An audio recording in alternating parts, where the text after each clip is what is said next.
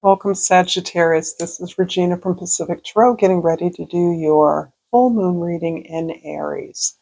This is going to affect the area of creativity in your life, your creativity, your recreation, what you do for fun, your friendships, and procreation, your family, your children, all things that you create creatively. This is a general reading, so it's not going to resonate for all of you. If you're interested in a personal reading, please look in the description box below for information about the readings that I do offer. If this reading resonates with you along the way, please like my video, share it with others who might enjoy it or find it useful, and subscribe to my channel, Pacific Tarot. I am so appreciative of your presence here. Let's get started, Sagittarius, with your overall energy for the full moon in Aries. This is indicating a choice, a crossroads for you. The consequences of this choice are not new, but the eminence of your success in one direction or another feels more potent than in the past. So you are more consciously embarking on a path of success or your own truth. They can be the same thing, not either or. But you are more than unclear about the best direction for you, even though you are pursuing more information and more uh, uh, research about what is likely, the likely destination of the choices you're contemplating. You're pretty clear about the way that's right for you. This is an intuitive thing. This isn't something that is solely the province of your logic, but logic is required, of course, so that you are feeling the pull in a very clear direction that feels as though it is your path. It is your greatest opportunity to be able to express yourself in alignment with your vision. But you may be concerned about the impact this change is going to have on others. There are other concerns about the impact your choice can make one way or another, and that ultimately you know the best path for you, you know what's right for you, but you also know now it may be very hard. Doing the right thing is not always easy. But you've lived through enough permutations of your path that you have learned that it's not necessarily the easy way that gets you what it is that you truly want. And you're aware that pursuing something that is this significant for you is going to evoke your fears, is going to make you anxious, but you're ready for that now. In the 10th house, the house of your social identity, the world, the way others see you, we have the Nine of Cups. The Nine of Cups is about your ability to make good choices for yourself. And so it's so interesting that no matter how difficult those choices are, no matter how hard they're going to be, no matter how much anxiety they evoke in you, you understand ultimately that the ability to make good choices for yourself fills you with so much satisfaction, contentment, a sense of pride and pleasure that it isn't just the journey, the it is not simply the destination, it is the journey. And this card indicates that you're enjoying the journey immensely, so that you are understanding that you are making a bid, making a claim for the fullest sense, the most whole success and well being you can appreciate. And that is a tremendous victory for you. In the first house, we have the Queen of Pentacles. The Queen of Pentacles is describing your very practical approach. And in fact, the part of your work ethic, your discipline, your ability to get things done, to work hard, to be supportive of others that are working, to cheer others on in their best efforts, is around this enjoyment of the journey. It's you've been on a journey for so long that you have learned that it isn't simply where you're going, but the steps that you're taking to get there. The way you treat others, the way you respond to difficulties, the choices you make, selflessly, the choices you make with your own goals in mind. This is all part of the decision and the joy in working with others and producing something that has value for others. Productivity is important to you, and taking joy in that is critical to your success. It's critical to the bid that you're making in the future, to the choice you're just considering. And in the fourth house, the house of your home, your family, your past, or your roots, we have the Queen of Wands. And this is another queen filling you with a sense of confidence, sense of passion. And it's so interesting that what emerged from the Queen of Pentacles was your passion for productivity.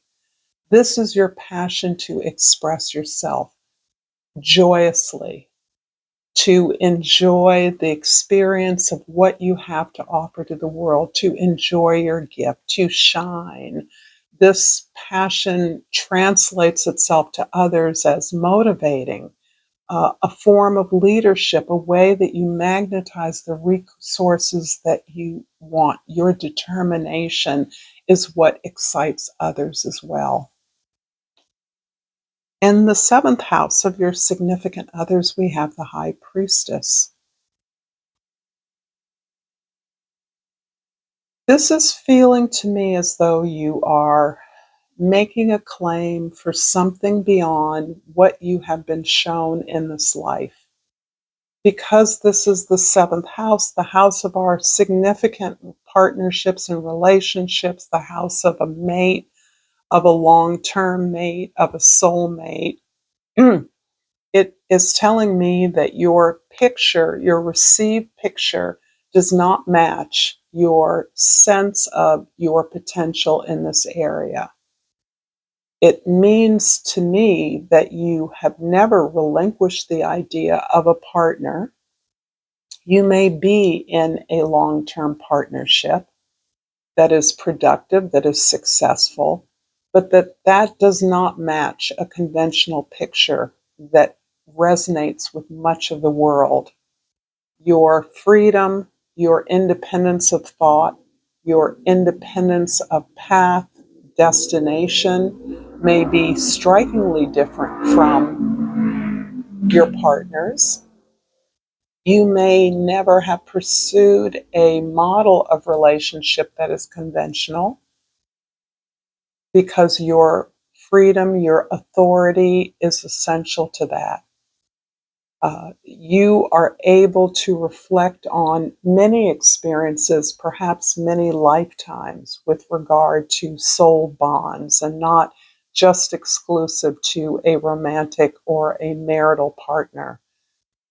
There is a deeper connection with your soul bonds that feels as though it is supported by your ancestry, your culture, the reclamation of a position you once had, so that you are secure in that knowledge that your pattern, your picture of alignment, of marriage, of a partnership is different, and you've come to take satisfaction in that. It has been a long time since you've accepted this aspect of your life, because this partner must support you through your goals as you support them. And this requires something that's a little different from what you have conventionally seen or the experiences you've had in your relationship life.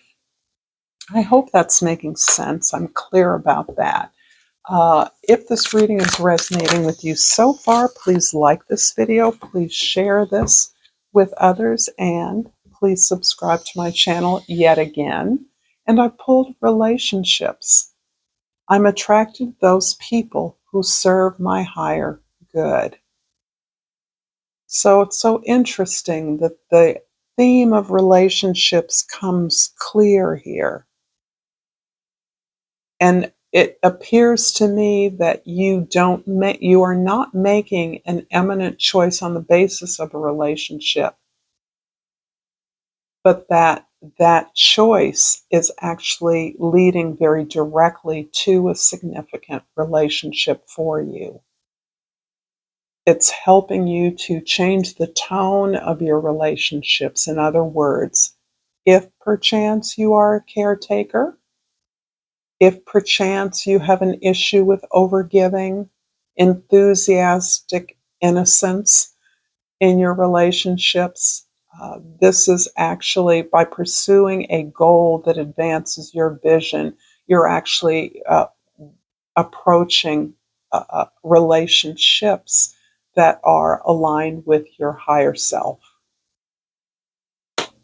I'm going to clarify the Queen of Pentacles in the first house with the Hanged One. This is indicating that you are aware that as you are preparing yourself for a new direction, approaching a new project, or a new beginning of some sort, that you are aware that you must cultivate a different perspective.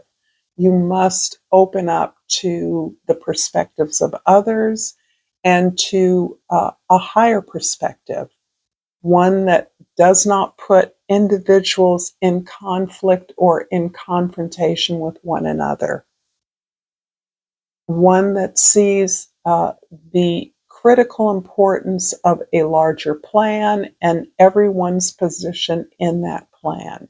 In a way, this kind of neutralizes the tension in your relationships and the intention in your efforts to do your best. So there's a way in which perhaps you compare yourself with others. Quite typical in our world where information about others is so readily available minute by minute. To not constantly be looking at what others are doing and inadvertently measuring yourself. This is really helping you to move out of that mindset that this isn't a race, but the necessity for detachment is essential for you at this time. The Queen of Wands in the fourth house is clarified by the Magician. This is important because this is falling within the area that's having the most impact by the full moon in Aries, so that you are really crystallizing and putting forward an expression, a new opportunity, a new idea. You're building something, you're creating something that expresses you with the resources that you have at hand. This can necessarily provoke a way in which you are presenting your ideas to others. You're finding the appropriate vehicle for that. You're inserting your ideas into whatever opportunity you are preparing for so that your agenda is clear. And this feels like it's a lot is hinging on your clarity of purpose here, your desire to put yourself out there. This is about declaring yourself, moving forward in front of others. And for you, it may be quite practiced through your friendships, through your collaborators, through family members or loved ones that you're close to or share some agency with. So this is about being able to stand up for yourself, but put your ideas forward. In the seventh house, the High Priestess is clarified by the Three of Wands. The choice that you're contemplating and preparing for has required you to set some things into motion in advance.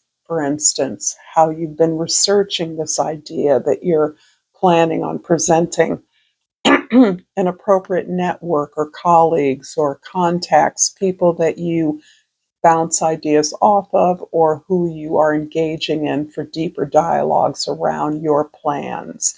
All of these things have been initiated by you, and in some ways, you're waiting for some of that feedback to come back, and that is part of the information that you're needing to make this choice.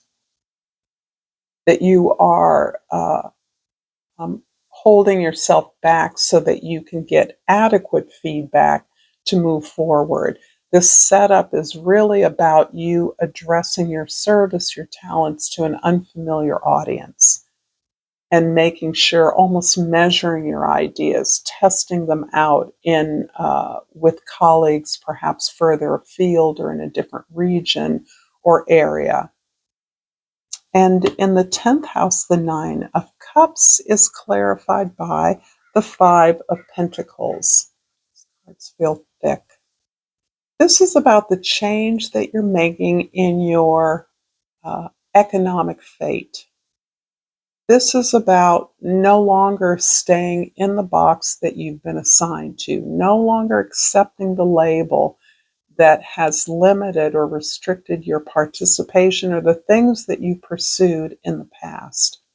You're now free of that. You understand that you can do whatever you determine you want to do. And this is a huge shift from the way that you were conditioned, the way most of us are conditioned. And this is what actually is changing your fate, this feeling that you are limitless. And therefore, the rewards cannot be imagined because you've never done what you're doing before.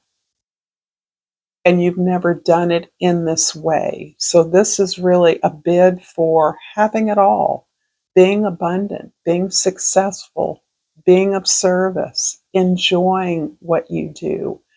This is a place that you're at where you recognize you can claim it all.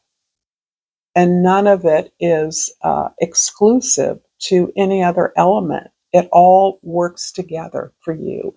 This is incredibly liberating, but it's something you've been working on for a long time.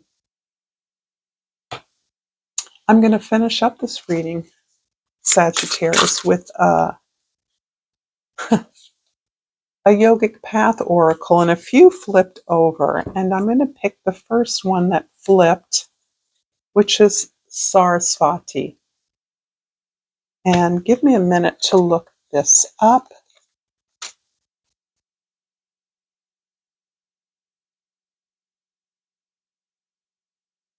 So Sarasvati is the goddess of creativity, intuition, and insight.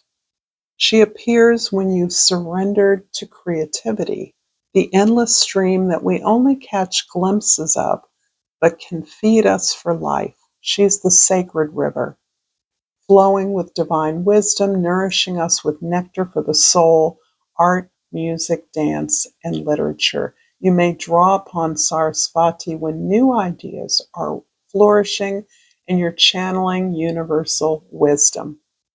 Sarasvati appears in the ingenious moment when you think of something straight from the heavens, when you lose yourself in dance, when you become one with the music. She is the very source of all inspiration, embodying the cosmos through communication, meditation, intuition, speech, and sound. Sarasvati has come to you to deliver the message to pursue that creative idea with full force. You're fully supported by her blessings. Thank you so much, Sagittarius, for this reading. Until next time, namaste.